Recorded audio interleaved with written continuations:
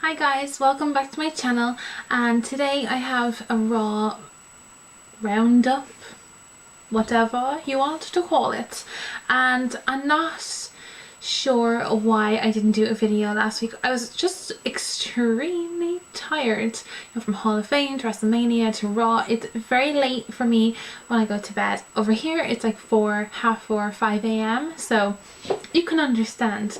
But the Raw last week, did I do a I can't remember. The Raw last week was obviously out of the world. It was crazy good and it was so much fun. So, there was enough videos going about Raw last week. So anyways, this week it was in Birmingham. I don't know where that is in America. There's a Birmingham in the UK.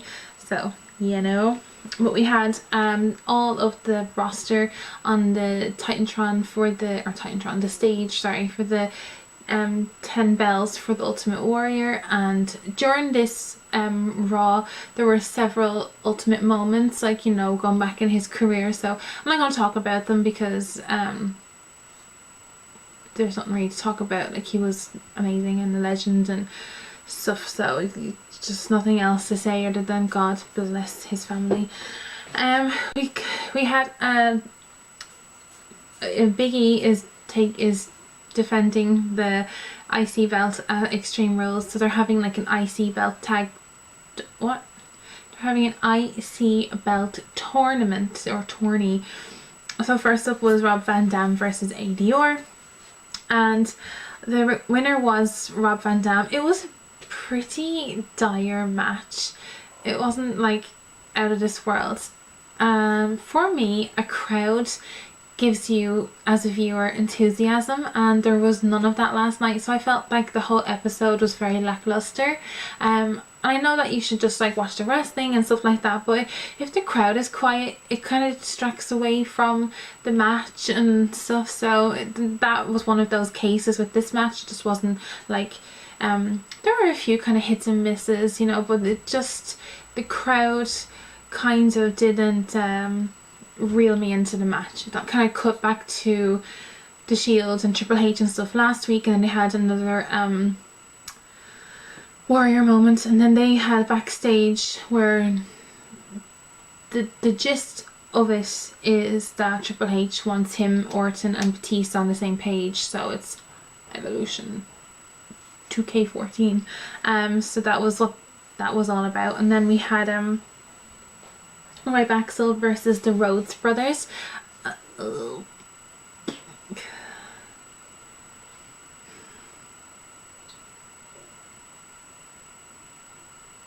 Just awful. I loved the Rhodes brothers and they were what kept me entertained. Funny enough, they didn't win the match. Then they keep showing videos of Adam Rose and Bo Dallas throughout as well. Then we had the Usos versus, I said that really weird, the Usos versus Batista and Orton. So it was awkward, and that they won. Batista it just comes naturally.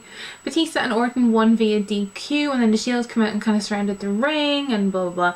So then we had the next match of the tourney, and it was Cesaro versus Mark Henry. We had Paul Heyman come out and kind of repeat over and over and over that Brock was the one who got rid of the streak and stuff like that.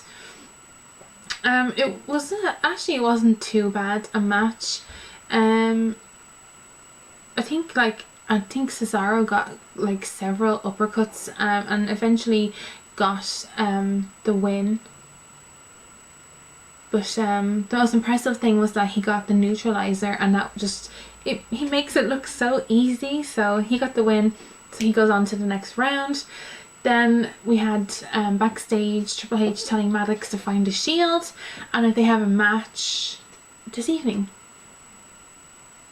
Then we had Xavier Woods versus Alexander Rusev, and I don't really have much of a connection to this character. That's just my personal preference. He got the win, and he kind of or Truth went after him and blah blah. It was just okay. Then we had Sheamus versus Jack Swagger.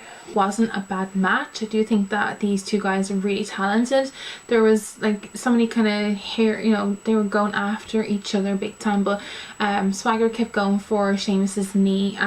Sheamus got the win, so he goes on to the next round, but he definitely had he kind of fell over on his knee towards when he was walking up the ramp, I guess. Then we had Sandow versus The Big Show, which is kind of like a filler, and just feel so sorry for Sandow. He just has been lumbered in the mid card, you know, with the lot of them, and it didn't really go anywhere as a match. He just kind of was going on and on in the ring about how he won't be overlooked and that he deserves everything, he's earned everything, he did have the money in the bank. And just, it was just strange. Show KO'd him with a punch and random, like. And we had the Wyatts. I love how captivating they are. They've grown on me so much, and with this feud of Cena, I find that it's just getting better and better and better.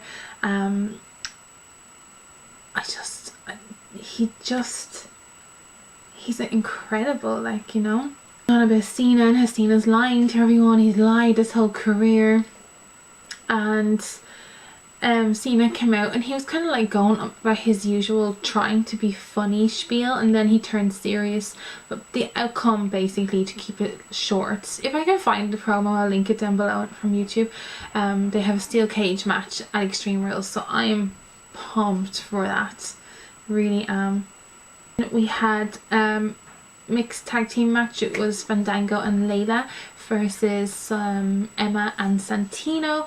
Fandango and Layla got the win. It was a bit of a, you know, one of the highlights, because there's only a few, was backstage a cut to Stephanie telling Kane off about his performance and stuff like that, and you could see in the box beside was Kane's mask that obviously he hasn't worn in a long time because he's the authorities, blah blah, anyway. And she kind of was like, in his face, where is he now, where is that the devil's favorite demon and all this stuff. So he ended up getting like really worked up. He took the mask out, and then I was like, yes, you know, finally, because come on.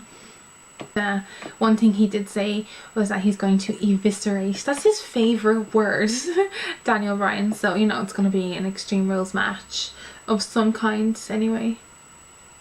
I don't mind, I like it. I had Barrett versus Ziggler, which was the next round, and I was actually really into this match. I find that they do give good performances, them two, when they wrestle each other.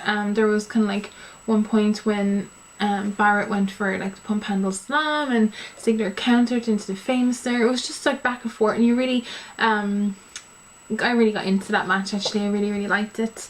If I prefer the Winds of Change to the Bullhammer, I'm not too sure. I kind of don't prefer, the Bullhammer in the corner is better than it is in the ring. I wish Wade Barrett would have a better finisher, but obviously he got the win. Or sorry, Bad News Barrett got the win. We had the Shields match, and they didn't know who they were facing, and then out comes like 11 superstars. So basically, like all the heels attacked the Shields and kind of got them down.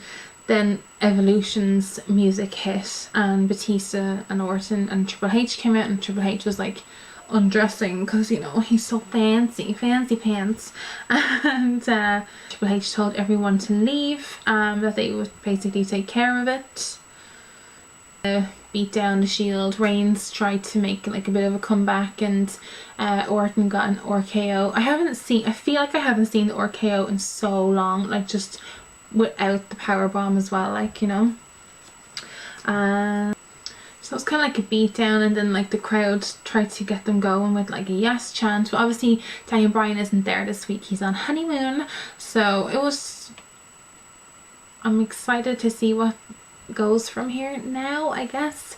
I just I kind of see Triple H and Orton as hard workers, and then Batista, he sweats after 2 minutes. He's just not